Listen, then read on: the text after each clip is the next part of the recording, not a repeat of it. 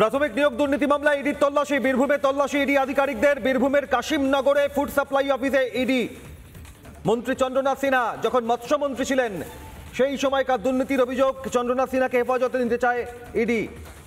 রাজ্যের বর্তমান কারামন্ত্রী প্রাক্তন মৎস্যমন্ত্রী চন্দ্রনাথ সিনহার বিরুদ্ধে বিপুল পরিমাণে তার সম্পত্তির হদিশ পাওয়া গিয়েছে। 12 কোটিরও বেশি টাকার সম্পত্তি, যার ব্যাখ্যা দিতে পারেননি বোলপুরের তৃণমূল বিধায়ক রাজ্যের মন্ত্রী চন্দ্রনাথ সিনহা। আর এবার প্রাথমিক নিয়োগ দুর্নীতির মামলায় ইডির তল্লাশি অভিযান। কি খবর বীরভূম থেকে উঠে আসছে? সরাসরি চলে যাব বীরভূমে। মনোরঞ্জন সহকর্মী রয়েছেন। মনোরঞ্জন, এখনো পর্যন্ত ইডি আধিকারিকদের তল্লাশি অভিযানে আজ কি খবর সামনে আসছে?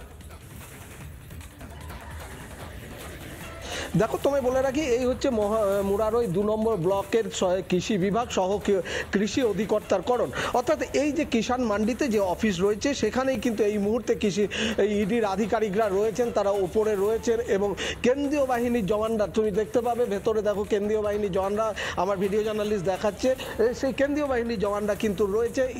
এর মধ্যে কিন্তু প্রায় 1 ঘন্টারও বেশি সময় অতিক্রান্ত হয়েছে এবং এই ইডির আধিকারিকরা তথ্য সংগ্রহ করছেন, বিভিন্ন নথি সংগ্রহ করছেন এবং সেই নথি থেকে কি কি তথ্য উঠে আসে, কোন কোন ক্ষেত্রে দুর্নীতি হয়েছে। কারণ তুমি জানো এই বীরভূমে কিন্তু একাধিকবার বিভিন্ন মামলায় ইডি আধিকারিকরা তদন্ত করছেন। কখনো গরু পাচার, কখনো শিক্ষক নিয়োগ দুর্নীতি, এই সমস্ত ব্যাপারে কিন্তু বারবার ইডি আধিকারিকরা এসেছেন। তবে সব থেকে বড় ব্যাপার, এই ইডি আধিকারিকরা একদম কৃষি দপ্তরে কৃষি বিভাগের যে সহ কৃষি অধিকর্তা করণ, অর্থাৎ তার যে অফিস রয়েছে সেখানে চলে এসেছেন। স্বাভাবিকভাবেই কিন্তু এক্ষেত্রে এই সরকারি দপ্তর থেকে তারা কি কি নথি সংগ্রহ করতে চাইছেন সেটাই সব থেকে বড় প্রশ্ন। কারণ মন্ত্রী চন্দ্রনাথ সিনহা, তার বিরুদ্ধে শিক্ষক নিয়োগ দুর্নীতি মামলায় ইতিমধ্যেই কিন্তু ইডি তদন্ত শুরু করেছে এবং আদালতে যে চার্জশিট, সেই চার্জশিটেও কিন্তু মন্ত্রী চন্দ্রনাথ সিনহার নাম রয়েছে। স্বাভাবিকভাবে সেই দিক থেকে আজকের এই ইডির হঠাৎ করে এই মুরারই 2 নম্বর ব্লকের কৃষি অধিকর্তা দপ্তরে সহ কৃষি অধিকর্তার দপ্তরে আসাটা কিন্তু যথেষ্ট ইঙ্গিতপূর্ণ এবং সেদিক থেকে কি কি নথি এখান থেকে নিতে চাইছেন। কারণ এই জায়গাতে ধান কেনা বেচারও একটা ব্যবস্থা থাকে, তো জানো প্রত্যেকটা কিষাণ মান্ডিতে। সেই দিক থেকে কোনো দুর্নীতি, অন্য কোনো দুর্নীতির যে জাল যে বিভিন্ন দিকে ছড়িয়ে রয়েছে বলে ইডি আধিকারিকরা মনে করছেন এবং সেই জাল গোটাতে গিয়েই কি এইভাবে কৃষি দপ্তরের নাম সামনে আসছে এবং তার জন্যই কি এই সহ কৃষি অধিকর্তার দপ্তরে আসতে হচ্ছে ইডির আধিকারিকদের। এখন এটাই কিন্তু সব থেকে বড় জল্পনার বিষয়।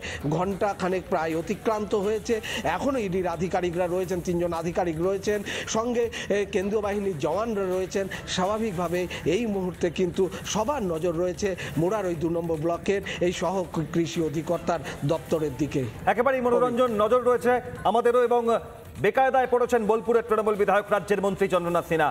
কারামন্ত্রী চন্দ্রনাথ সিনহা এবং তার বিরুদ্ধে একের পর এক অভিযোগ নিয়োগ দুর্নীতি মামলায় এবং বিপুল পরিমাণে সম্পত্তির হদিশ, 12 কোটিরও বেশি টাকা সম্পত্তির, যার ব্যাখ্যা দিতে পারেননি মন্ত্রী চন্দ্রনাথ সিনহা। আর এবার প্রাথমিক নিয়োগ দুর্নীতি মামলায় তল্লাশি অভিযানে বীরভূমের মুরারাইতে ইডি আধিকারিকরা, বীরভূমের কাশিমগড়ে ফুড সাপ্লাই অফিসে ইডি আধিকারিকরা।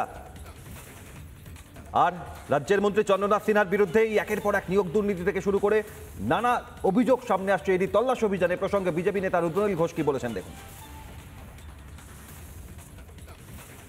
ঘটনাগুলো আর তো আমাদের বিস্মিত করে না এবং আমরা জেনেই গেছি যে তৃণমূল এবং তার পরিচালিত সরকার যে পদ্ধতিতে চলতে চায় সেটা হচ্ছে দুর্নীতি এবং তাদের যে এই আগ্রাসী মনোভাব যে সব জায়গা থেকে সবটা লুট করা চাই, তাতে পশ্চিমবঙ্গের মানুষ মরুক, বাঙালি মরুক, বাংলা জ্বলে পুড়ে যাক, তাতেও তাদের কিছু যায় আসে না।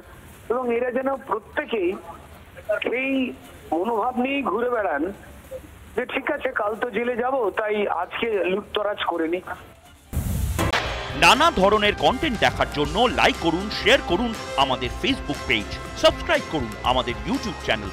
পাশাপাশি অন্যান্য ব্রেকিং নিউজের জন্য অবশ্যই চোখ রাখুন রিপাবলিক বাংলায়।